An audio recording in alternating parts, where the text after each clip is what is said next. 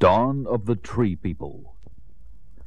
Wandering across a land ravaged by a cataclysm beyond imagination in its horror, Pete, Alan, and Galen reach an area strangely untouched by the destructive forces unleashed many centuries ago. Have you guys noticed how warm it's been getting the past few days? Well, we have been moving south, so I guess things haven't changed that much in 2,000 years. According to our ape theory of evolution, the origin of apes can be traced back to an area similar to this, with the appearance first of humans, followed by the superior ape species. Uh-oh, gorillas. Yeah, looks like we're still being followed by the superior ape species. We're in luck. They didn't see us. That Urko never gives up. He's got the word out on us all over the place. Yeah, so we gotta find us a place to hole up for the night. It's gonna be dark soon, and I don't want to be caught sleeping in the open. We seem to be on the edge of a big swamp. Maybe we can find a place in there. Sure gives plenty of cover, trees and things. Ugh, I don't think I like it. What do you think, Alan? I'd rather take my chances in there than out here. Let's go.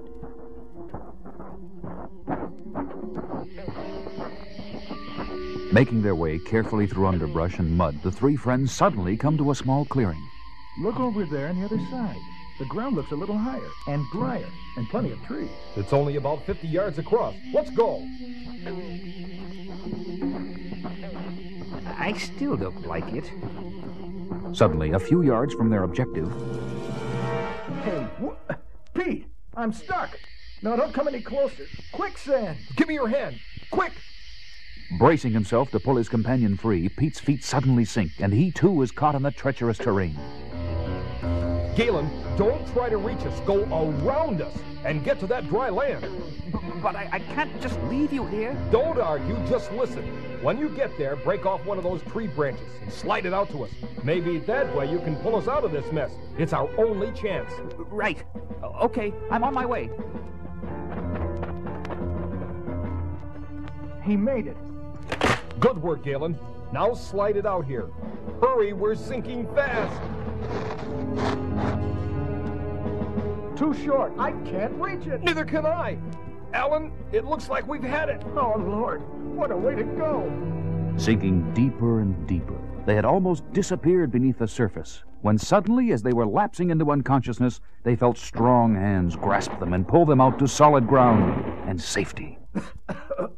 What happened? Pete, where are you? Galen!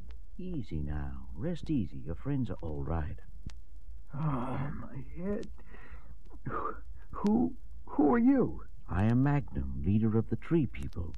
We're safe, Alan. Magnum and his son Molan pulled you both out of the quicksand just in time. Oh, you can say that again. Pete, you okay? Outside of a mouthful of sand, yeah. Lucky thing for us you came along, Magnum. And Molan, thanks. No thanks are necessary. If you feel strong enough to move, follow us. You'll stay in our village for the night. It's not safe here. Moving with a sure-footed instinct of born woodsmen, Magnum and his son lead the group along a moss-covered path through a morass of lush vegetation, mangrove thickets, and snake-infested waters. And just as night falls... Lights ahead. Is that a welcome sight? Here we are. I must say, any place is better than where we've been. This is our village, our home. Village? Home? All I see is a big clearing in the woods. Lit up by torches. But no people and no houses. Look up. Well, what do you know? Tree houses. Guess I've seen everything. A land where apes live on the ground and humans live in trees. Driven by fear of the gorillas, my ancestors took refuge here, where the gorillas do not dare enter. I can't say that I blame them. And they built their homes in the trees to be safe from the many creatures that roam in the night. But I'd like you to meet our people, and then we'll find you a tree house for the night. Me? Sleep in a tree? You can sleep on the ground if you prefer, but you may find alligators not the most congenial bedfellows. Alligators? I'll take the tree. Very wise of you. All right, Molan, ring the all-clear bell.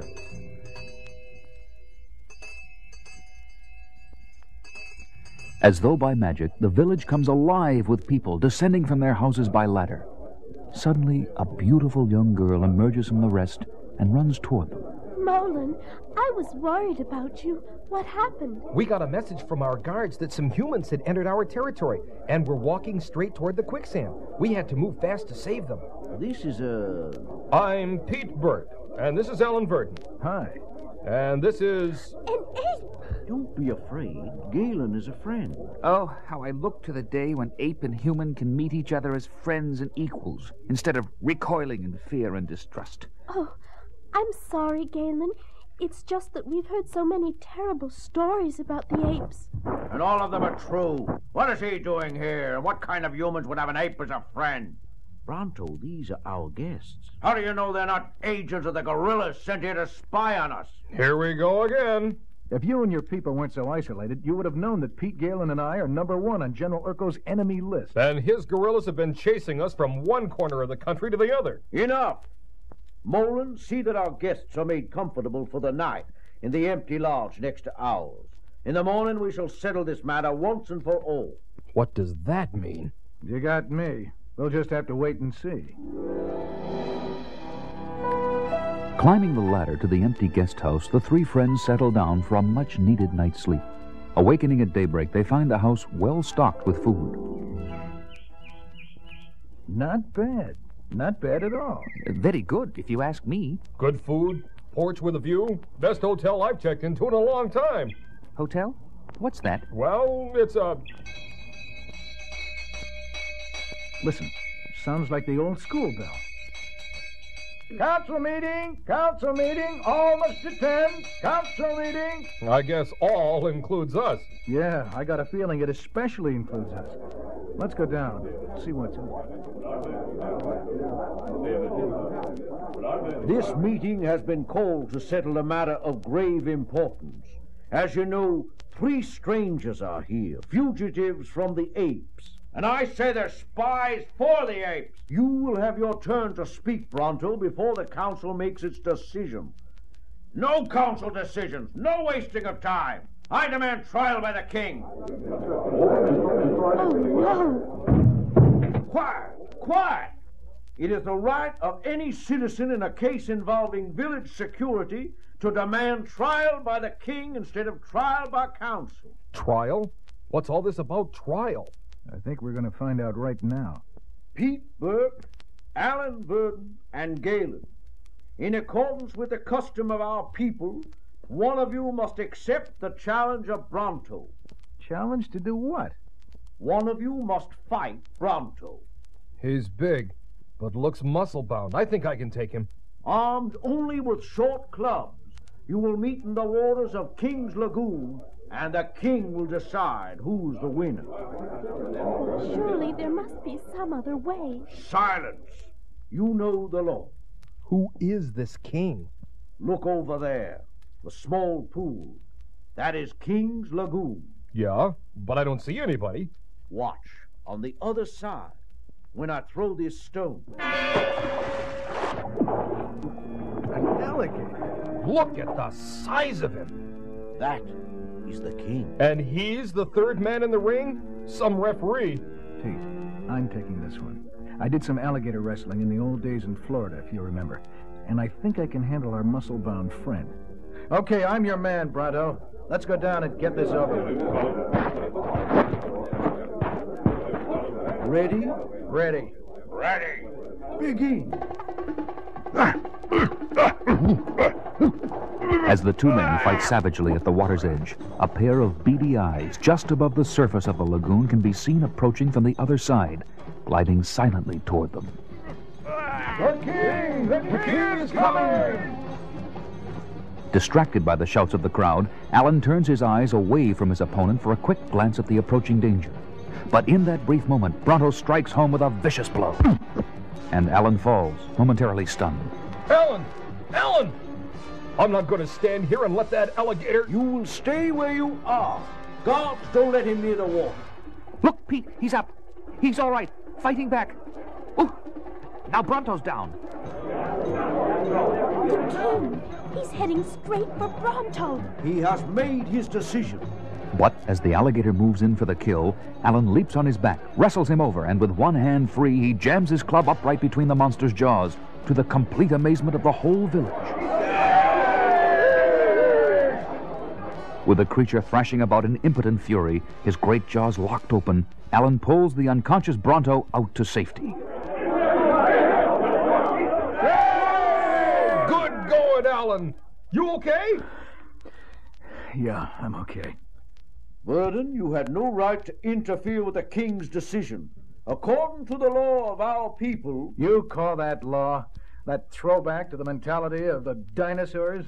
It's time that law was changed. And for your people, look at them. Their reaction to the rescue of Bronto proves they're ready for change. Oh, yes, it is time for a change. When Molan and I are one, we will not want our children to be born into a life of darkness and terror. It would seem that too many years in the eternal twilight of this swamp have dimmed my vision. Perhaps a new leader. No, we need you, Magnum! You have the wisdom of age and the faith of your people. All that is needed is the courage to face the world outside. The world outside? You suggest that we abandon our homes and risk our lives out there? Things are changing out there. Urko and his guerrillas are only one segment of the ape community. There are others, more all the time, who favor a closer, peaceful relationship with humans, like that of Pete and Alan and me. They are right, Father. We have traded our right to live in the sun for a false security in the stagnation of this swamp. To grow, we need the sun. Ah, the wisdom and courage of youth. So be it. Hear me. There will be a meeting of the council immediately. Burke, Galen, and Verdon, will you join us? Wouldn't miss it for the world. Delighted. How could we pass up the chance to see something as beautiful as a sunrise? The new dawn of the tree people.